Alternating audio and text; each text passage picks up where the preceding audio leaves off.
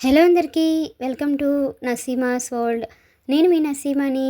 ఈరోజు మన కిచెన్లో రెసిపీ వచ్చేసి అటుకుల కేసరి. ఈ అటుకులతో కేసరిని చాలా సింపుల్గా, చాలా టేస్టీగా, చిన్నపిల్లలు కూడా చాలా ఇష్టంగా తినేలాగా ఎలా ప్రిపేర్ చేసుకోవాలనేది ఇప్పుడు మన వీడియోలో చూద్దాం. ఈ అటుకుల కేసరిని ఎప్పుడు ఇలా ట్రై చేయకపోతే ఈసారి తప్పకుండా ఈ రెసిపీని ట్రై చేసి చూడండి. చాలా అంటే చాలా టేస్టీగా ఉంటుందండి. ముందుగా స్టవ్ ఆన్ చేసుకొని ప్యాన్ని తీసుకోండి. దానిలోకి 1 కప్ వరకు అటుకుల్ని వేసుకోండి. మీరు ఈ ప్లేస్లో థిక్గా ఉన్న అటుకులైనా కూడా వేసుకొని ప్రిపేర్ చేసుకోవచ్చండి. నేను ఇక్కడ సన్నగా ఉన్న అటుకుల్ని తీసుకున్నానండి. వీటిని లో ఫ్లేమ్లో ఉంచేసి అటుకులు అనేవి క్రిస్పీగా అయ్యేంత వరకు వీటిని మీడియం ఫ్లేమ్లో ఉంచేసి మధ్య మధ్యలో కలుపుకుంటూ బాగా ఫ్రై చేయండి. చూడండి, అటుకులు అనేవి ఇలా క్రిస్పీగా అయిపోయిన తర్వాత స్టవ్ ఆఫ్ చేసుకొని వీటిని చల్లారిన తర్వాత మిక్సీలోకి వేసుకొని మూత పెట్టేసి కోర్స్గా గ్రైండ్ చేసుకొని తీసుకోండి. మరీ పౌడర్ లాగా కాకుండా ఇలా కొంచెం బరకగా ఉండేట్లుగా గ్రైండ్ చేసుకొని తీసుకోండి. ఇలా రెడీ చేసుకున్న ఈ మిశ్రమాన్ని పక్కన ఉంచండి. ఇప్పుడు స్టవ్ ఆన్ చేసుకొని అదే ప్యాన్లోకి 2 స్పూన్స్ వరకు నెయ్యిని వేసుకోండి. నెయ్యి బాగా కరిగిన తర్వాత దీనిలోకి 5 నుంచి 6 వరకు జీడిపప్పు పలుకుల్ని వేసుకోండి. ఇవి కొంచెం ఫ్రై అయిపోయాక దీనిలోకి 5 నుంచి 6 వరకు కిస్మిస్ని కూడా వేసుకొని వీటిని కూడా గోల్డెన్ బ్రౌన్ కలర్ వచ్చేంత వరకు నేతిలో బాగా ఫ్రై చేయండి. ఇలా ఫ్రై చేసుకున్న ఈ డ్రై ఫ్రూట్స్ని ఇప్పుడు ఒక బౌల్లోకి తీసుకొని పక్కన ఉంచండి. ఇప్పుడు అదే ప్యాన్లోకి మనం ముందుగా గ్రైండ్ చేసి ఉంచుకున్న అటుకుల మిక్చర్ ఏదైతే ఉందో దాన్ని కూడా ఈ నేతిలో వేసుకొని లో ఫ్లేమ్లో ఉంచేసి దీనిని 1 నిమిషం పాటు కలర్ చేంజ్ అయ్యేంత వరకు బాగా ఫ్రై చేయండి. ఈ అటుకుల మిశ్రమం ఎప్పుడైతే లైట్గా కలర్ చేంజ్ అవుతుందో అప్పుడు దీనిలోకి 1 కప్ వరకు వాటర్ని వేసుకోండి. మనం తీసుకున్న 1 కప్ అటుకులకి 1 కప్ వరకు వాటర్ అనేది కరెక్ట్గా సరిపోతుందండి.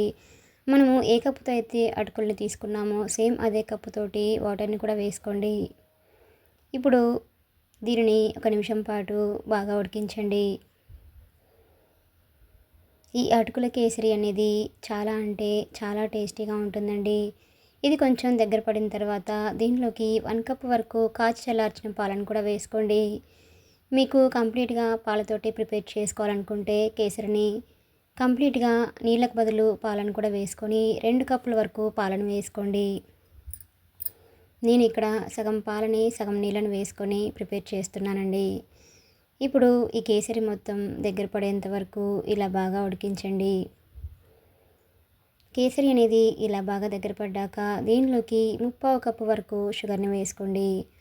మనం తీసుకున్న 1 కప్పు అటుకులకి 3/4 కప్పు వరకు షుగర్ అనేది కరెక్ట్గా సరిపోతుందండి.